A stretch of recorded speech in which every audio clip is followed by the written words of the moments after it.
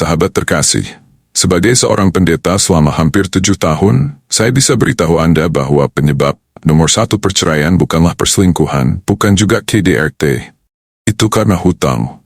Sebuah survei yang dilakukan pada tahun 2023 menemukan bahwa alasan utama sebagian besar orang yang bercerai adalah hutang.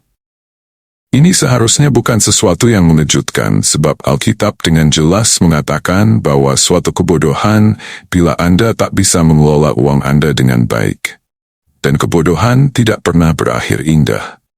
Amsal 21 ayat 20 mengatakan, harta yang indah dan minyak ada di kediaman orang bijak, tetapi orang yang bebal memboroskannya.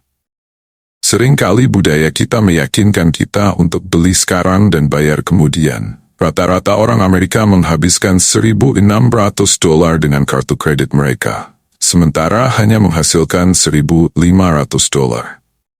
Tentu itu langsung menyebabkan utang, dan Tuhan menyebutnya bodoh. Tidak ada seorang pun yang tenggelam dalam utang, atau keluar dari sana, begitu saja. Memutuskan untuk berkomitmen dan bertanggung jawab atas uang Anda dimulai dengan niat. Setelah Anda membuat komitmen besar, Anda perlu membuat rencana untuk mencapainya. Sahabat terkasih, ketika kita berbicara tentang kehidupan yang diberkati, kita tidak hanya membicarakan soal kesehatan dan kebahagiaan, tetapi juga bagaimana kita mengelola keuangan kita. Alkitab memberikan banyak peringatan tentang pentingnya kebijaksanaan dalam mengelola harta dan bahaya yang dapat ditimbulkan oleh hutang. Salah satu penyebab utama adalah stres, kehancuran rumah tangga, dan bahkan perceraian adalah hutang yang tak terkelola dengan baik. Amsal 22 ayat 7 dengan tegas mengingatkan kita, orang kaya menguasai orang miskin, yang berhutang menjadi budak dari yang menghutangi. Ayat ini menyampaikan pesan yang jelas tentang bahaya dari keterikatan yang disebabkan oleh hutang. Ketika seseorang terlilit hutang, kebebasan mereka terbatas, dan keputusan hidup seringkali dipengaruhi oleh beban finansial tersebut. Hutang menciptakan hubungan kekuasaan, di mana yang menghutangi memiliki kontrol lebih besar terhadap hidup si penghutang. Dengan kata lain, hutang membuat seseorang kehilangan kebebasan untuk hidup sepenuhnya di bawah kehendak Tuhan. Budaya modern seringkali mendorong kita untuk memuaskan keinginan saat ini dengan pesan, beli sekarang, bayar nanti. Ini adalah perangkap yang sangat mudah untuk dijebak. Tawaran kartu kredit, pinjaman berbunga rendah, dan cicilan tanpa bunga seringkali terlihat menarik. Tetapi semua ini bisa berakhir dengan masalah utang yang mengikat. Pada akhirnya, hutang yang menumpuk akan menyebabkan tekanan psikologis, kekhawatiran yang berkelanjutan, dan bahkan menghancurkan hubungan baik dengan keluarga dan orang terdekat. Roma 13 ayat 8 menegaskan kembali pentingnya hidup tanpa hutang. Janganlah kamu berhutang apa-apa kepada siapapun juga, tetapi hendaklah kamu saling mengasihi. Sebab barang siapa mengasihi sesamanya manusia, ia sudah memenuhi hukum Taurat. Ayat ini menempatkan kehidupan tanpa hutang dalam konteks yang lebih luas, yaitu kasih. Tuhan menginginkan kita untuk menjalani hidup dengan kasih sebagai landasan.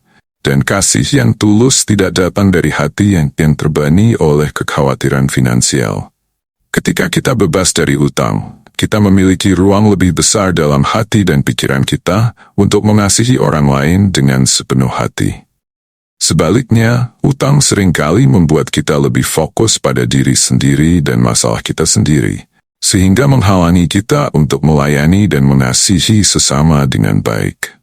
Menghindari hutang bukan hanya soal keuangan, itu juga merupakan bentuk ketaatan kepada Tuhan.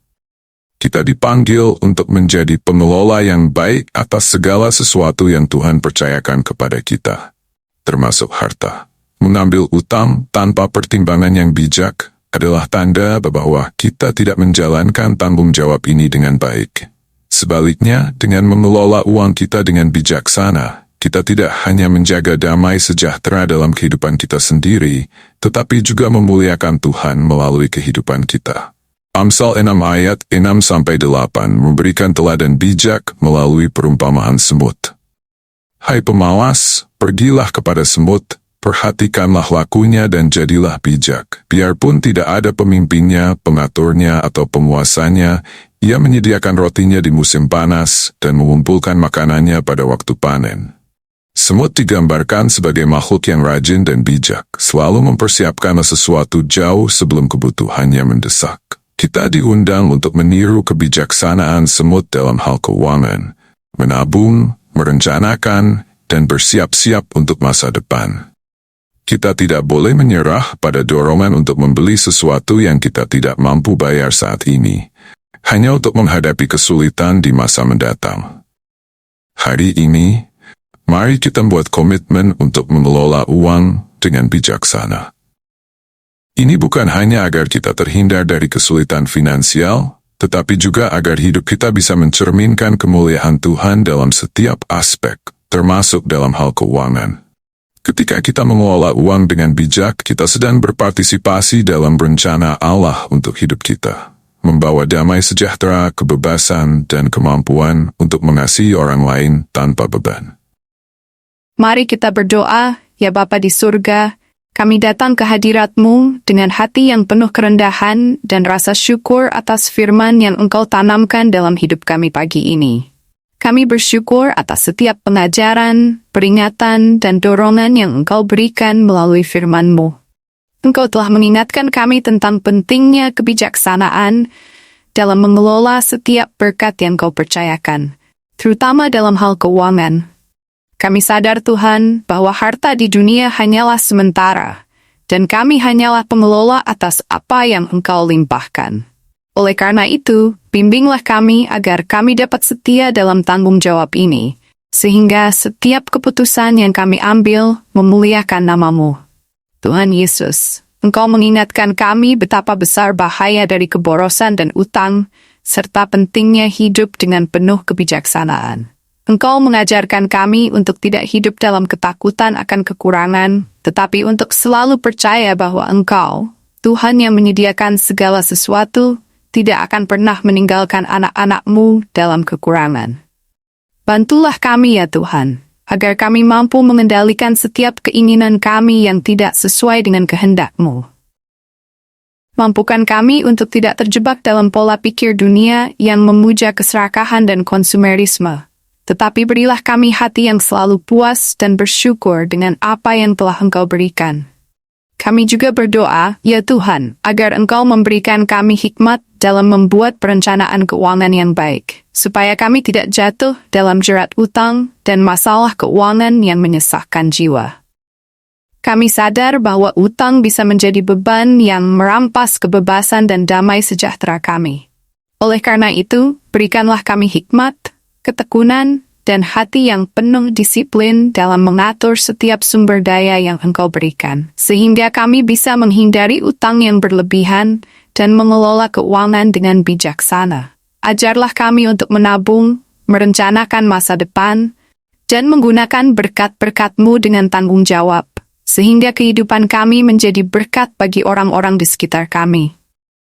Ya Bapa, kami juga ingin meneladani Engkau dalam hal kemurahan hati.